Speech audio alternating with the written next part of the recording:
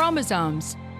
Little strands of nucleic acids and proteins are the fundamental genetic instructions that tell us who we are at birth. Most people are born with 46 chromosomes, but each year in the United States, about 6,000 people are born with an extra chromosome, making them a person with Down syndrome. If you've ever encountered someone with Down syndrome, you know that they are some of the kindest, most joyful people you will ever meet. They truly have something extra. My name is Lisa Nichols, and I have spent the last 24 years as both the CEO of Technology Partners and as the mother to Allie. Allie has something extra in every sense of the word. I have been blessed to be by her side as she impacts everyone she meets. Through these two important roles as CEO and mother to Allie, I have witnessed countless life lessons that have fundamentally changed the way I look at the world. While you may not have an extra chromosome, every leader has something extra that defines who you are. Join me as I explore the something extra in leaders from all walks of life and discover how that difference in each of them has made a difference in their companies, their families, their communities, and in themselves.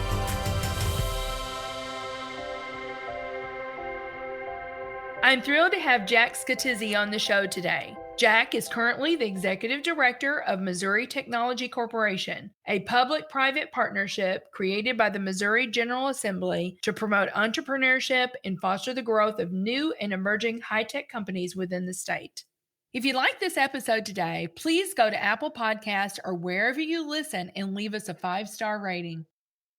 So Jack, welcome to the Something Extra podcast. I am so delighted that you've made the time to be on the show today. I truly have been really looking forward to this, and I cannot wait to dig into your journey, but I'm also really excited about you telling our listeners all the good stuff that's happening in Missouri right now. And we've got a lot to talk about. So thank you so much for being willing to be on the show. Oh, my pleasure. So Jack and I know each other from the Missouri Technology Corporation board, and we'll get into that. But before we do, I know you're a St. Louis native. Tell me a little bit about growing up. So born and raised, grew up in Ellisville, was in the Rockwood School District, and then I went to Mizzou. Undergrad in biochemistry, and then I came back to St. Louis, got a PhD from St. Louis University, and then I left to spend about a decade in Southern California. And I returned probably 3.5 years ago, and I've been enjoying the life I've created ever since returning to St. Louis. So you go off to Mizzou, you get a bachelor's in biochemistry, then you go and get a PhD in molecular biology and immunology from SLU. Tell me, Jack, why did you pick those things to go into? What influenced you? What inspired you when you were younger to do those things? Basically, I try not to overthink things too much in my life. So at the core, I was good at math and science. My grandfather and my uncles were engineers. So going into college, I was considering engineering and I was considering medical school. I chose medical school. So that's how I ended up in the biochemistry program at Mizzou. That was one of the best feeder programs to prepare you for medical school. Got about halfway through my career at Mizzou, started taking MCATs and started really looking at what it would take to get into medical school and what medical school would be like. And I realized I wasn't really interested in that. I started working in some of the academic labs at Mizzou, and I got some internships at Pfizer when it was headquartered in St. Louis. And I realized I was really good at academic research. Following graduation from college, I was offered a full-time position at Pfizer. It was pharmacy at the time. Pfizer bought them while I was there. There was a hiring freeze, and the hiring freeze kept going on and on and on. And I finally decided that instead of waiting out the hiring freeze at Pfizer, I would just go and get a PhD.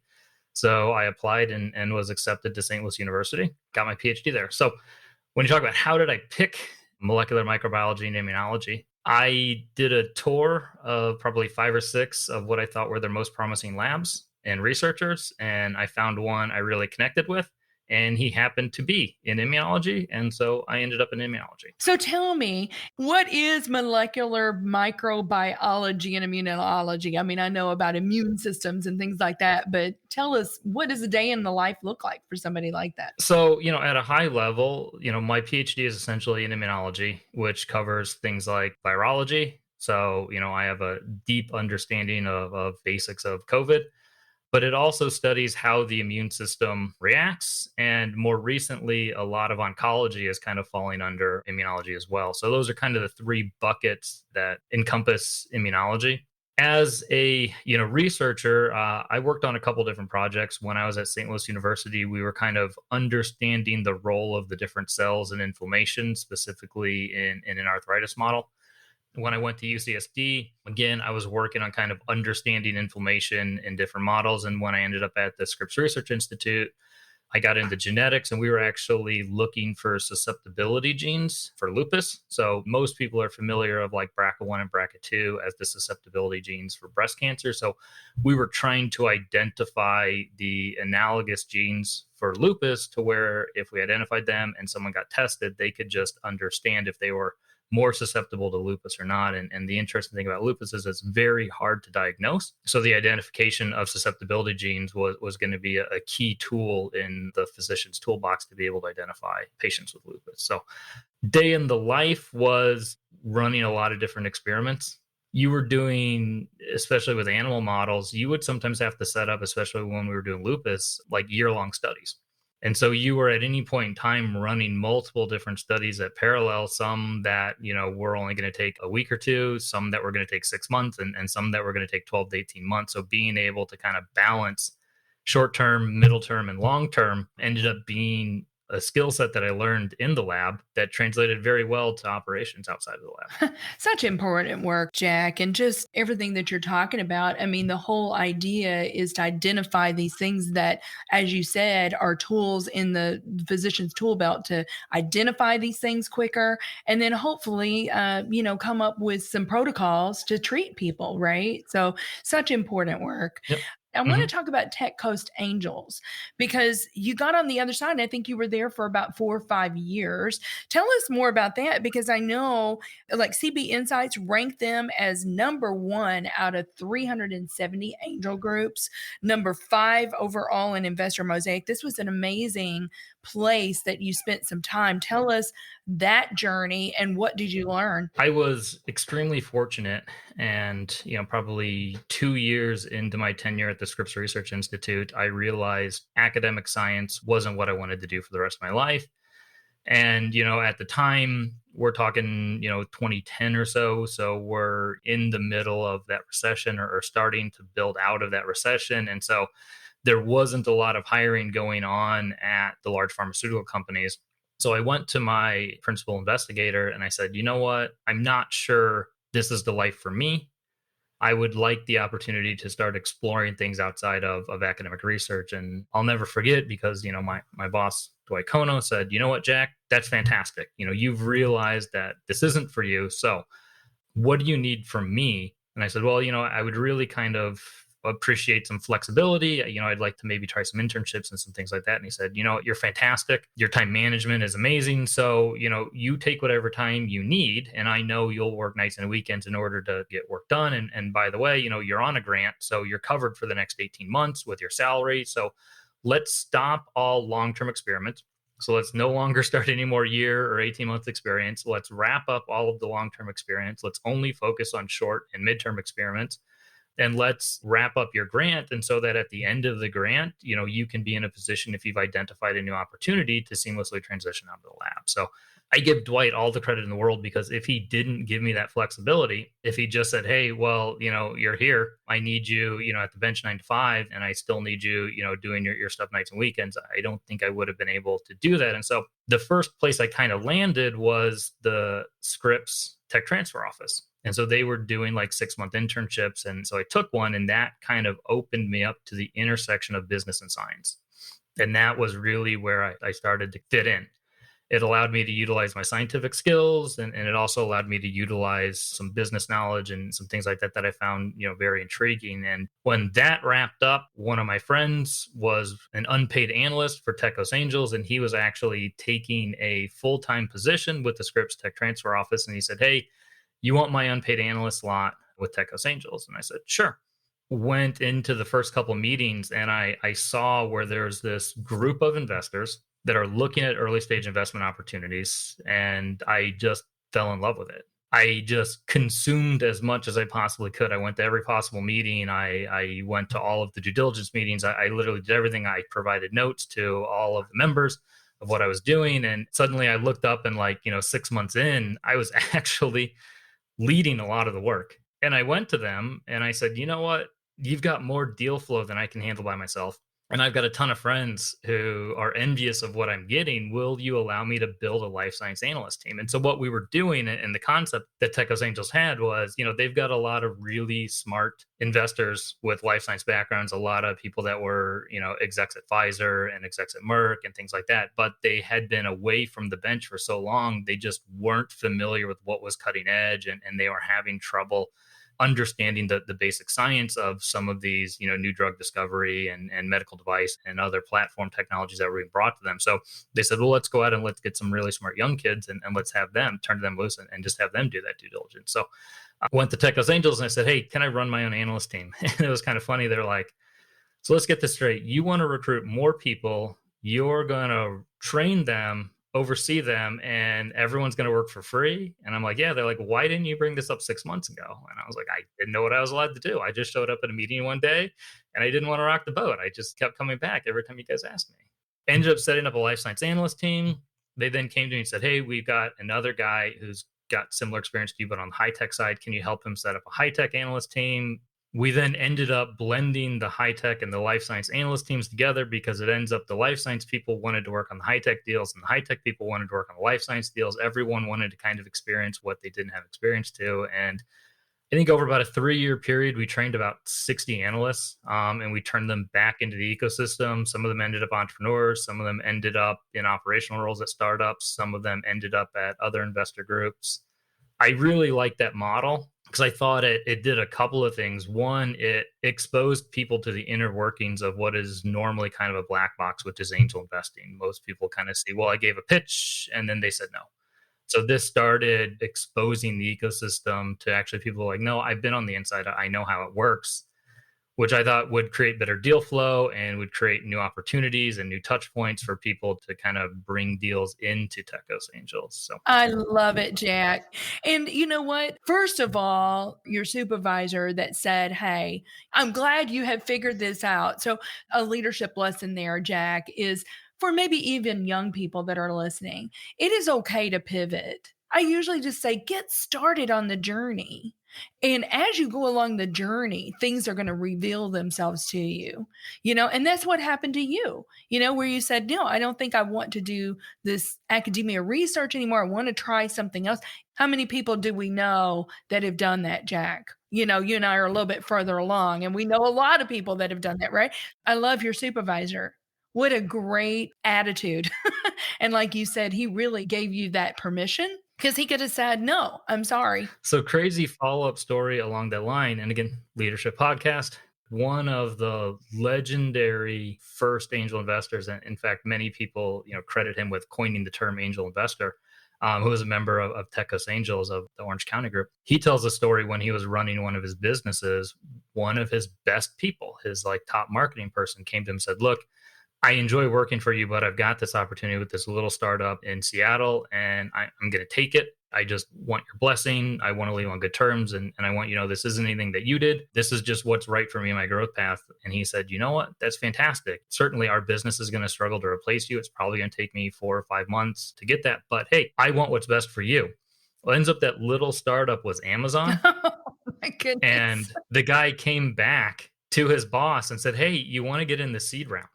Now, the follow-up of the story is the angel investor didn't pull the trigger on that. He used to have a rule where he would only invest in companies that he could fly to within 90 minutes because he enjoyed, taking his founders out to lunch. Seattle from LA, Orange County was a little bit more than 90-minute flight in his little plane. So he passed on that, but he had an opportunity because, he let this employee go and they left on such great terms to be in the seed round of Amazon. That's a great story, but I am sure that guy is still kicking himself for not going a little further than the 90 miles, right? No, he's got this great TED Talk about smiling at failures. And that's one of his, is that, look, you're going to win some investments and you're going to pass on some investments. And I just have to smile that I passed on an early opportunity in Amazon. Oh my goodness. Well, I love all of that, Jack. We've got so much more to talk about, but we do need to take a quick break, and we'll be right back with Jack Scatizzi. We at Technology Partners understand the difficulty to find work that is engaging, yields high pay, and facilitates a work-life balance. Over the past 25 years, we have enhanced the IT teams of over 244 client companies and placed more than 3,000 IT professionals with them on short-term or permanent basis. Our staff includes over 300 experienced IT professionals. So if you're looking to take the next step in your career, visit jobs.technologypartners.net. Apply for a job, and one of our expert recruiters will be happy to connect with you. So, Jack, I know we've talked about this. I mean, you boomerang back 3.5 years ago to St. Louis. We're so glad you did, because you spent over a decade in San Diego. Most people don't do that, Jack. Most people are like, San Diego, 75 degrees and sunny. It's gorgeous there. But, there were things that drew you back to St. Louis. And I mean, St. Louis is a very special place. I didn't grow up here. I grew up in Kentucky, but we've been here for 37 years and we love St. Louis. What was it that drew you back to your roots? First off, my move to San Diego was supposed to be temporary. We were talking about leaving for just a couple of years, and that, we would return. I picked my head up, and it had been 10 years, what felt like a blink of an eye. So the goal was never to leave St. Louis for that long. I found myself in a unique opportunity where I didn't have any commitments. And I essentially said to myself, if you don't pull the trigger on this opportunity, it may be another 10 years before the stars align, and you wouldn't have to be walking away from a commitment. So moved back to St. Louis, opening day 2017. It was really fun driving across the Southwest, listening to different baseball games. But at a high level, the reason I moved back was this is where my family's from. I had an amazing network of friends and colleagues that I loved in San Diego, but my family was in St. Louis. And number two, I just kept looking at what my life was going to be in Southern California, working in the startup scene, where my, rent was $2,000 a month for, my small 1-bedroom apartment. And I just couldn't connect the dots between what I had in San Diego and where I wanted to be in my future. But every time I thought about the Midwest, affordable housing, good, stable jobs, I kept getting drawn back. So that's why I moved back. It was the future that I wanted, that I now have. I'm now remarried. I've got one son, Luca. We have another son on the way in a couple of months. And this is the life I wanted. And I don't think I was going to be able to achieve that life in Southern California. So 70 degrees and fantastic weather. Sometimes you have to give up some things to get what you want. Yeah. Missouri's very lucky to have you back, Jack. And I know you're making a huge impact. And that's what I want to get into now, because at the time when after you'd moved back, but we were looking a few years ago for a new director, and we hired you as our new executive director for the Missouri Technology Corporation. And I know you've just done amazing work since you've been here. So we're very, very lucky to have you. So glad you boomerang back. But, before we go much further, I want to talk about MTC, because a lot of our listeners may not really understand what is the Missouri Technology Corporation. This is a public-private partnership. It was created by the Missouri General Assembly to promote entrepreneurship and the growth of new emerging high-tech companies. And this was done in 2005. So MTC has been around for a while. To date, MTC has invested in 135 different companies and created more than 320 commercial projects. And just in 2019, 2020 alone, that fiscal year generated $277 million in revenues. But tell us more about MTC. And I know that you have said, that early stage funding is so critical to businesses. We've had tremendous success. And so I'd love to get your perspective on all of that. Yeah. So I guess maybe the first place to start is, when I was in San Diego, my mom, who wanted me to move back right away, was always sending me articles about Cortex Innovation District and all of the things entrepreneurial that were going on in St. Louis, especially once I kind of got into the entrepreneurial scene in San Diego. And so I moved back not really knowing what was going on, but knowing that when I left in 2007, there wasn't a lot going on. And when I got back, I was absolutely surprised as to what was going on in St. Louis. And since then, I've been exposed to what's been going on in Kansas City and what's been going on in Springfield and Cape Girardeau and throughout the state. But a lot of what was going on in St. Louis was due to MTC providing early funding back in the 2010, 2011 days. You look at like CET, well, that's an innovation center that was funded through MTC. When T-Rex was an innovation center, that was funded through MTC. A number of the large companies within the St. Louis and Kansas City areas that are creating a number of jobs throughout the region were funded with early risk capital from MTC. And then those companies are now creating entrepreneurs that are leaving to start their own companies, and MTC is providing funding. So it's interesting to see that in the decade that I left, a lot sprung up both in St. Louis and across the state. And that MTC was at the center of that. And then here I am, I find myself running MTC and looking to figure out what MTC in the state is going to do for the next 10 years. So early stage capital for companies is critical because it allows them to build out their products. And once their products are built out, the market and the customers can support them. But the other flip of that coin is if you don't have the entrepreneurial services, if you don't have the infrastructure built, there aren't the resources for the entrepreneurs, and funding alone isn't enough. So that's why MTC kind of takes a two-pronged approach. We do direct investing on behalf of the state with state and federal capital, but then we also provide grants and funding to the state's 9 innovation centers to ensure that entrepreneurs have the resources that are required to grow their businesses within the state. Yes, and I would encourage our listeners, Jack, if they have not visited one of the innovation centers, go and visit. I mean, it really is fascinating. We've had what we call unicorns in the state of Missouri, and if you map it back, Gainsight, I think MTC made the initial investment in 2012. Yeah. So that was JBar Software. I believe it was MTC and Cultivation Capital and Capital Innovators was in there as well. And that was Jim Eberling's second company. And then a private equity group came in, bought out most of the St. Louis investors, moved part of the company, I believe, to Seattle. But what most people don't realize, actually kept about a headquarter with about 30 to 40 people in St. Louis throughout the time. And so they then became Gainsight, and Gainsight was recently acquired for, I think it was $1.1 billion late last winter. On top of that, yeah, we've got Aclaris, which acquired Confluence Life Science a couple of years ago. And that was, I believe, a company that was created by BioGenerator, and MTC was an early investor with BioGenerator in that. And if you look at Aclaris, my understanding is, unfortunately for the company, all of their other drug candidates haven't panned out.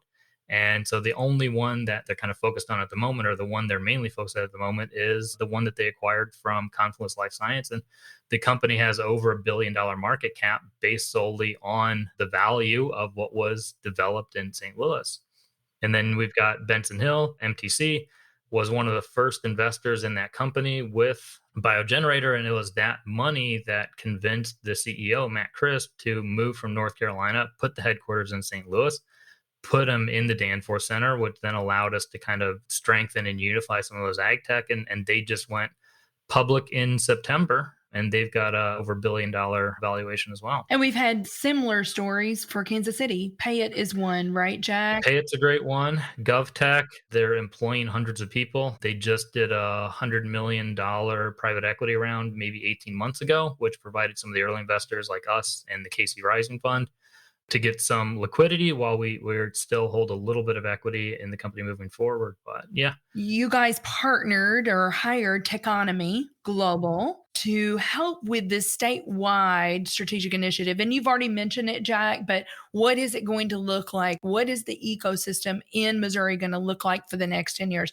And that's one of the things that we're trying to do with Techonomy. I don't know if there's any of the insights or the ahas that have come out that you can just highlight very briefly before we move on to something extra. Yeah. So, at a high level, we brought in Techonomy partners, and we've been initiating a statewide strategic initiative. And the concept behind it was the new MTC kind of took shape in the 2010, 2011 era, under Jason Hall's guidance. And we think we did a great job, but we're looking for someone to validate that, we did a great job, and also, kind of help us identify what the problems and gaps are moving forward, because they may not be the problems and gaps that we were trying to address in the 2011, 2010 era. Hopefully that means we solve them, and hopefully that means we can identify the new ones and we can keep moving forward. So I don't have the full picture for what the next 10 years looks like. I can tell you that the economy has identified probably 8 different action items that they suggest MTC and the state of Missouri undertake. And some of those are interesting and we'll start digging through at them. But the aha moment I think I'll put in is Kansas City. Unlike most border towns, it is an economic development 50-50 split right down the middle between Kansas and Missouri.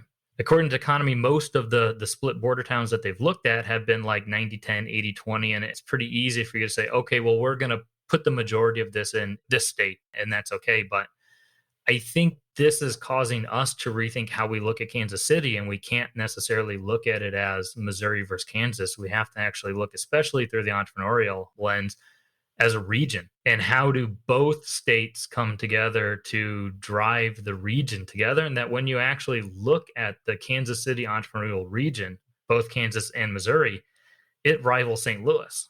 But I think what we get a distorted picture when we just look at Kansas City, Missouri versus St. Louis, Missouri, and we're leaving almost 50% of the entrepreneurial activity off the table when we do that comparison, and that's not fair to Kansas City. So for our listeners, keep your eye on this because there's going to be more, right, Jack? We're working monthly on this, so there'll be a lot of great insights and action items to come out of here. But, all for the purpose, though, we want to win in the global economy. And, we've already proven, I think, from highlighting these companies that are now employing hundreds of people and generating millions of dollars in revenue. I think we've already proven how important it is to make sure you've got a healthy entrepreneurial ecosystem.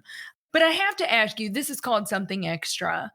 Jack, what do you believe is the something extra that every leader needs? So, Lisa, I've got 3 written down. So the first is the ability to distinguish opportunity versus distraction. And actually, this is one of my favorite blog posts of all time. It was by Mark Schuster, who's a venture capitalist out of LA. The blog post is entitled, like, Great Leaders Avoid Shiny Objects.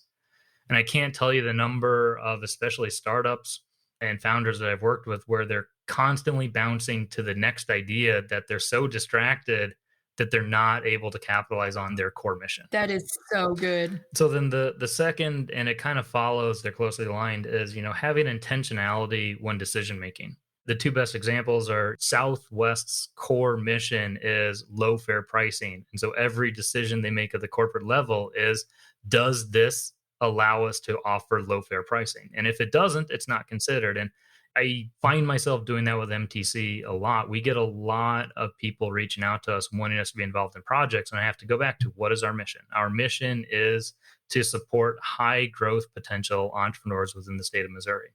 And if I'm offered a unique opportunity, it may be a great opportunity. It may be something that advances the state. But if it doesn't align with the core values of MTC, I really do have to pass. I can lend support, but it isn't something that MTC should be leading. Right. Then the third is, know who you are and what you're good at, and then set yourself up for success. And the caveat, though, is you have to allow yourself room to kind of grow and challenge yourself.